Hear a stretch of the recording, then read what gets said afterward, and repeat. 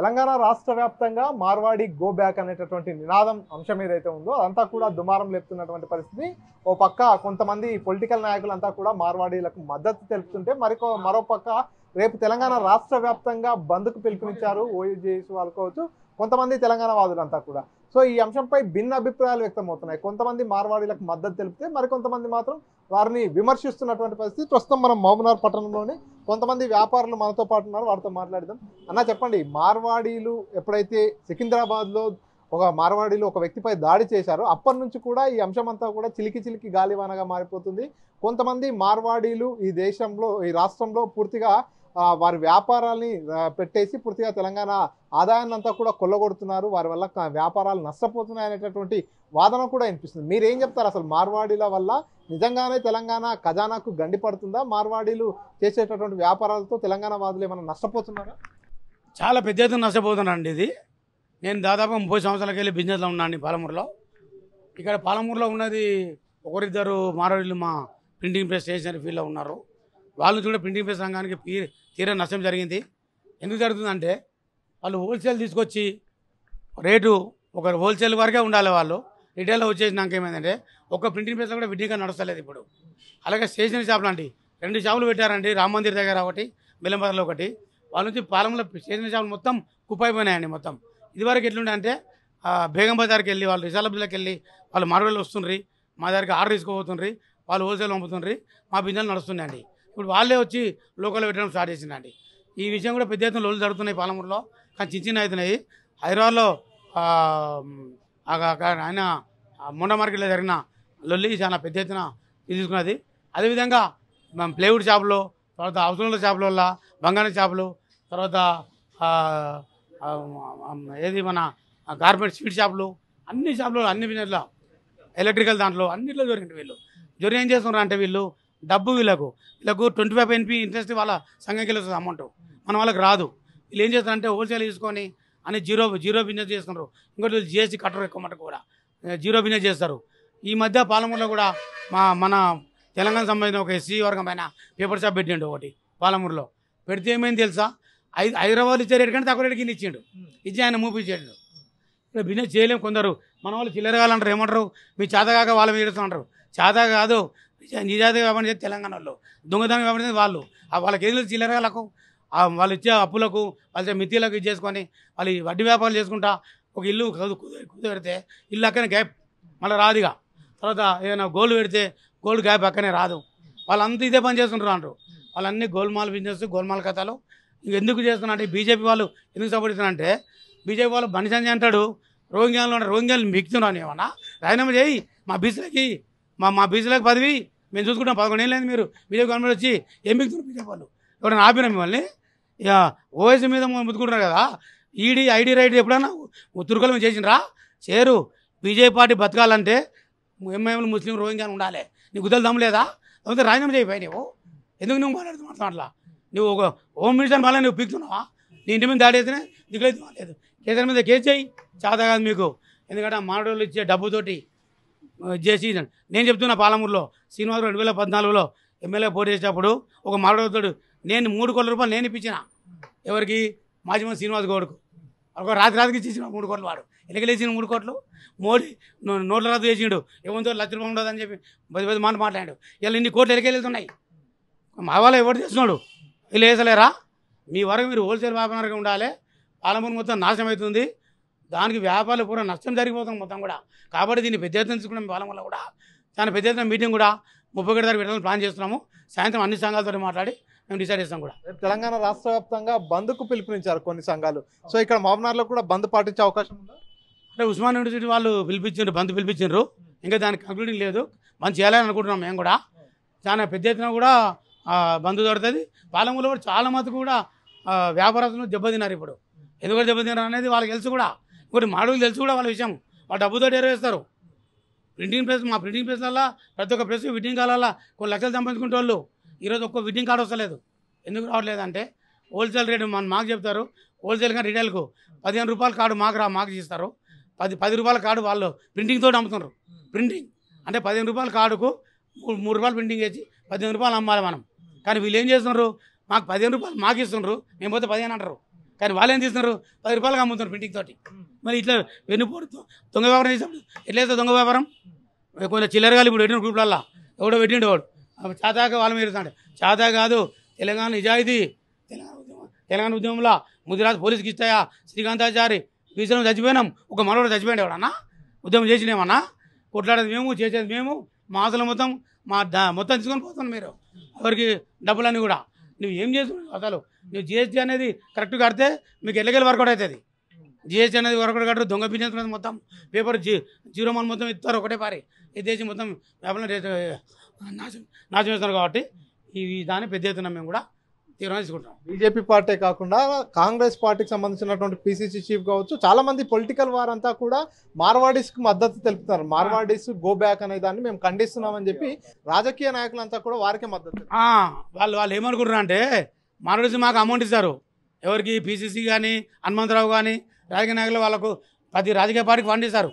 టీఆర్ఎస్కి ఇస్తారు, తర్వాత బీజేపీకి ఇస్తారు, కాంగ్రెస్కి అందరికీ ఇస్తారు. కాబట్టి వాళ్ళు అనుకుంటారు. కానీ వాళ్ళకి ఇంత కూడా నెత్తి పనిచేస్తలేదు.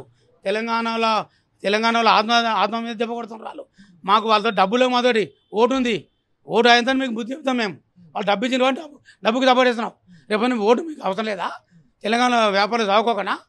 తెలంగాణ నువ్వు కన్నించి ఫస్ట్ వాడిని ఆరోజే మొన్న మార్కెట్లో గడపడినప్పుడు వాడిని అరెస్ట్ చేసి అయిపోయాయి కదా. ఎందుకు మీరు వాడిని కేజీలో ఉండేదా? ఎవరో అట్లా చేస్తారా మీరు?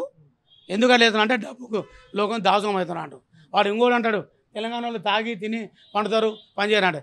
తాగి తిని పండుగం కాదు, కష్టపడతాం, పని చేస్తాం, కొట్లాడతాము, ఇది చేస్తాము. కానీ మీరేం చేస్తున్నారు? అన్ని బేగం బదులు పోయి నువ్వు అన్ని చిన్న చిన్న కాగితాల మీద మీరే నడుతుంటుంది. అవల కుంభకోణం మీరు చేస్తుంటారు. మీరు లెక్కలు చూపండి తక్కువ డైరెక్ట్గా. నువ్వు ఎప్పుడు వస్తున్నావు, ఎన్ని కోట్లు సంపాదిస్తున్నావు, ఎన్నికలు సంపాదిస్తున్నావు. మేము 30 లక్షల బిజినెస్ చేస్తున్నాము. మేము ఇట్లా ఎందుకున్నాం? మీరు ఎందుకు అట్లా ఉండరు? ఈ గోల్మాల్ బిజినెస్ ఎందుకు చేస్తున్నారు? ఎందుకు మీరు చేసే బిజినెస్ కొంతమంది నిజాయితీ చేస్తున్నారు, కొంత నిజాయితీ చేయాలి. కానీ మొత్తం కదా అన్ని షాపుల ఎలక్ట్రిక్ దాంట్లో కానీ సెల్ ఫోన్ షాపులలో అన్ని దొంగ ఫోన్లు, దొంగ కథలు. దొంగ ఫోన్ ఇప్పుడు షోరూమ్లు ఇచ్చే ఫోన్ కంటే నీ రేట్ తక్కువ ఎందుకు ఉంటుంది? వాడు 25,000 అంటే 10,000కి ఇస్తాడు ఫోన్. ఎలకెళ్ళిస్తున్నాడు. రైట్ చేయాలి గవర్నమెంట్. ఎందుకు చూస్తున్నారు అంటే వాళ్ళు ఇచ్చే డబ్బుకు దాసోహమై చేస్తున్నారు. ఇవన్నిటి మీద తెలంగాణ ప్రజలు గ్రహిస్తున్నారు. రేపు దీని అందరూ కూడా ఓటుతోటి బుద్ధి చెప్తాం. తెలంగాణ ప్రజలకు ఎవరైతే సపోర్ట్ చేస్తాడో వాళ్ళకే మేము మద్దతు ఉంటాం. కానీ వేరే వాళ్ళకు కూడా బహిష్కరిస్తామని చెప్తున్నాం. మీరు చెప్పండి, మీరు ఏం వ్యాపారం చేస్తున్నారు? మార్వాడీలో వ్యాపారాన్ని కొంతమంది మార్వాడీస్ గో బ్యాక్ అనే దాన్ని మీరు సమర్థిస్తారా వ్యతిరేకిస్తాం సార్. కిరాణా షాపు వ్యాపారం చేస్తాం మేము. మిర్చి పౌడర్, మిర్చి అంతా నిత్యావసర వస్తువులు సప్లై చేస్తాను నేను. అయితే వీళ్ళు 1995 నుంచి ఇక్కడ పాక వేసి మాడవారిలో ప్రతి చిన్న పల్లెటూరు తాండాలో వ్యాపారాలు నడుపుతారు. వాళ్ళు నడిపేదంతా మొత్తం మీద జీరో దందా. వాడు 1 సంవత్సరం వరకు ఇక్కడ తెలంగాణ వ్యాపారస్తుల నష్టం జరగాలంటే వాడు చీప్గా ఇస్తాడు, మమ్మల్ని దెబ్బతింటాడు. మేమేమి మా దగ్గర ఫండింగ్ ఉండదు, సొంత మిత్తిలు అక్కడిక్కడ తెచ్చుకొని చేస్తాము. ఇట్లా వాళ్ళకు ధీటుగా నిలదొక్కున్న వాళ్ళు అటువంటి వాళ్ళు ఇప్పుడు మా యాదన్న కానీ నేను ఇంకా కొంతమంది ఉన్నారు. ఇక్కడ తెలంగాణలో మేము నష్టపోవడానికి ముఖ్య కారణం ఏముంటుందంటే ఇది ప్లాస్టిక్ చాట వచ్చింది. మా కులవృత్తులలో మాక్కడ సంపద పోయింది. మాకు ప్లాస్టిక్ బిందె వచ్చింది. అక్కడ మట్టి కుమ్మరాయనకు పొట్టగొట్టడం జరిగింది. టోటల్గా మాకు వచ్చేటటువంటి కులవృత్తుల మీద మేము జీవనం సాగించే పల్లె నుంచి పట్టణం వరకు వ్యాపారాలు చేసుకొని బతకవల్ల అందరం ఇప్పుడు ఏమైందంటే రోడ్ల మీద పడి ఉప్పర పని చేసుకొని బతకడానికి అయిపోయినమాట. కోమట్లో మా గ్రామంలో ఉంటే వాళ్ళు మాకు నెల వరకు ఉద్ధరించిన పంట పండినప్పుడు రైతులు వచ్చి కట్టినా కూడా మాకు అన్నదమ్ములు అయ్యా బాయి మామ అన్న తమ్ముడని పిలుచుకునే వాళ్ళము. కుల వ్యవస్థ లేనటువంటి అటువంటి కోమట్లని వీళ్ళు వచ్చి మాడవారీలు ఎప్పుడైతే ఇక్కడ పాగా వేసారో తెలంగాణలో వాళ్ళు మొత్తం కూలీలుగా ఉన్నారు. వాళ్ళు బతకడానికి కూడా లేదు. కోమట్లు ఆర్యవర్సులని ఒక చెప్పుకుంటున్నారు కానీ వాళ్ళ దగ్గర జీవన విధానమే కోల్పోయినారు.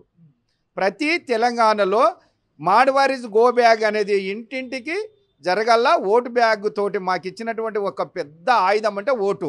ఈ రాజకీయ నాయకులు గాన ఈ విధంగా మద్దతు ఇస్తే వాళ్ళ తోక కట్ చేయడానికి సమసిద్ధంగా ఉన్నాము.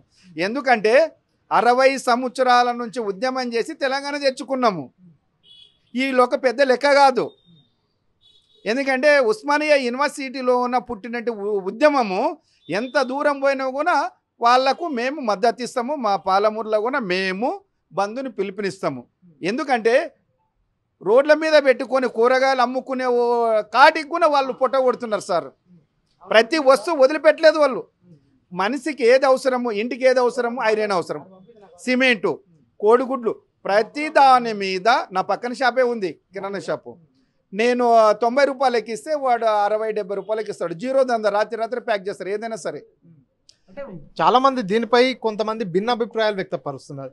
కొంతమంది ఏంటంటే మార్వాడీస్ మీరు చెప్పినట్టుగా జీరో దందా చేస్తారు, నిబంధనలను తూట్లు పొడుస్తూ వ్యాపారాలు నడిపిస్తారు. అంటే కొంతమంది మాత్రం వారు బిజినెస్ వ్యాపారం మెలకువలు వారి దగ్గర ఉన్నాయి, వారు వ్యాపారంలో ఎలా రాణించాలనేటటువంటి మెలకువలు ఉన్నాయి, వారంతా కూడా దానిపైన కొద్దిగా శ్రద్ధ పెట్టి చేస్తుంటారు కాబట్టి వారు వ్యాపారంలో సక్సెస్ అవుతుంటారు. దాన్ని వారిని ఎదుర్కొనలేకనే ఈ రకమైనటువంటి వ్యాఖ్యలు చేస్తుంటారు. అయితే వీళ్ళు జోగులాంబ అమ్మవారికి చెందినటువంటి వారి మాట్లాడతారు. మాకు వ్యాపారాలు తెలంగాణలోన ఆంధ్రలో అయినా మాకు వ్యాపారాలు మెలకువలు ఉన్నాయి. కుండ చేసేది మేమే, వరి వేసేది మేమే, ధాన్యాన్ని మిల్లు ఆడించేది మేమే, అమ్మేది మేమే. నీవు ఎక్కడి నుంచి వచ్చినావు మార్వాడి? నీకంటే మేము చేనేత వస్త్రాలు నేసేది మేమే. సిరిసిల్ల కానీ, ధర్మవరం కానీ, గద్వాల పట్టు చీరలు కానీ మావి. మాకు వ్యాపారాలు మెలకువలు మీరు నేర్పడానికి కాదు. మీరు ఇప్పుడు ఇక్కడ తెలంగాణ వాళ్ళు ఎవరైతే వాళ్ళకు మాడవారికి సపోర్ట్ చేస్తారో జోగులాంబ అమ్మవారికి పాయలుగా ఉన్న వాళ్ళే మాట్లాడతారు. దీనికి ఒక ఛాలెంజ్ విసురుతా. పూర్వము ఐలమ్మ గారు ఉద్యమం చూస్తే తూటలకు భయపడినటువంటి తెలంగాణ ఇది. నత్తర మరకులంటే అడవుల్లోన ముద్దాడినటువంటి నేలలో మీరు వచ్చి చేసేదేమో మీ కల్చర్, బతుకమ్మ కల్చర్ మాది, మీది తెచ్చి పెడుతున్నారు మాకు.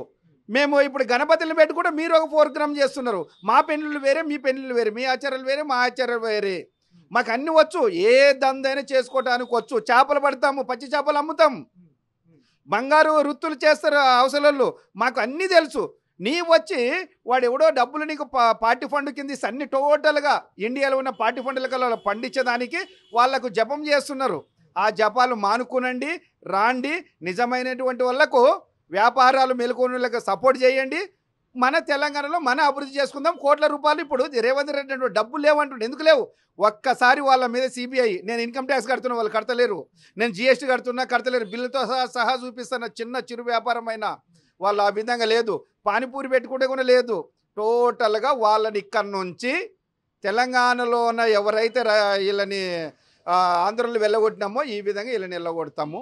రజాకారులని ఐలమ్మ ఎట్లా వెళ్ళగొట్టిందో వాళ్ళని వెళ్ళగొడతాము. మాకేమి ఉద్యమాలు కొత్త కాదు, ఈ పోరాటాలు కొత్త కాదు.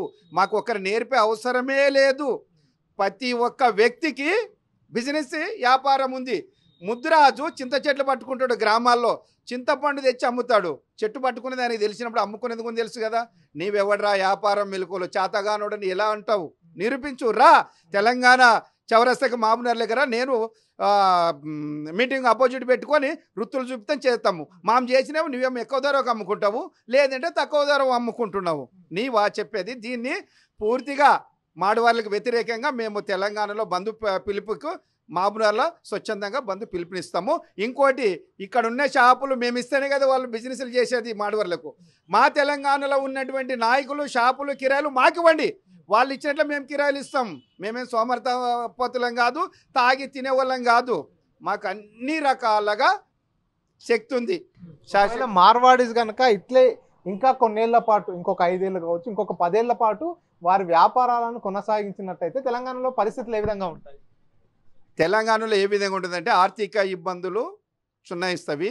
వాళ్ళు ఎమ్మెల్యే కానీ ముఖ్యమంత్రి కానీ అయితే మమ్మల్ని ఇంతకుముందు ముస్లింలు రజాకారులు ఏ విధంగా అయితే ఇంట్లో భార్యల దగ్గర ఉన్నప్పుడు ఇంకొచ్చి కొట్టడము, చూడడం, చంపడం ఎట్లా జరుగుతుంది ఆ విధంగా అవుతుంది.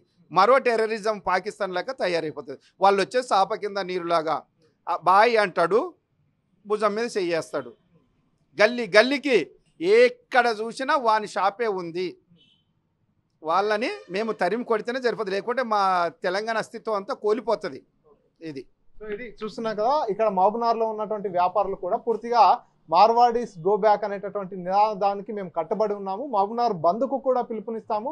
ఖచ్చితంగా ఈ మార్వాడీస్ వల్ల వ్యాపారాలన్నీ కూడా దెబ్బతింటున్నాయి. వీరంతా ఇలాగే కనుక వీరి వ్యాపారాలు కొనసాగినట్టయితే రాబోయే రోజుల్లో తెలంగాణ అస్తిత్వానికి కూడా దెబ్బతినేటటువంటి ప్రమాదం ఉంది. వీరంతా కొంతమంది రాజకీయ నాయకులు వారికి వత్తాసు పలుకుతున్నారు, కానీ వారికి కూడా రాబోయే రోజుల్లో మేమంతా ఓటుతో బుద్ధి చెప్పేటటువంటి సమయం కూడా దగ్గరలోనే ఉందంటూ కూడా ఇక్కడ ఉన్నటువంటి మహబూబ్నగర్ వ్యాపారులంతా కూడా చెప్తున్నటువంటి పరిస్థితి. అంతేకాకుండా మార్వాడి గో బ్యాక్ అనేటటువంటి ఉద్యమానికి మద్దతు తెలుపుతున్నాం. రేపటి బంద్ను పాటించాలా వద్దా, లేదంటే మరొక రోజు మహబూబ్నగర్ బంద్కు పిలుపునియాలనేది కూడా వ్యాపార సంఘాలకు సంబంధించినటువంటి అందరితో కూడా చర్చించిన తర్వాత నిర్ణయం తీసుకుంటామంటూ స్థానిక వ్యాపారులు తెలియజేస్తున్నారు. పర్సన్ నరసింహరెడ్డితో మరికంట ఆర్టీవీ మహబూబ్నగర్. తెలుగులో న్యూస్ కి ఫాస్టెస్ట్ యాప్ ఇప్పుడు టోటల్లీ న్యూ అవతార్లో జస్ట్ 5 seconds లో కంప్లీట్ న్యూస్. సోషల్ మీడియాలో ట్రెండ్స్ కి one stop solution. Live TV app voice search option తో ఇప్పుడే డౌన్లోడ్ చేయండి లేదా అప్డేట్ అయిపోండి. యాప్ లింక్ డిస్క్రిప్షన్ లో ఉంది.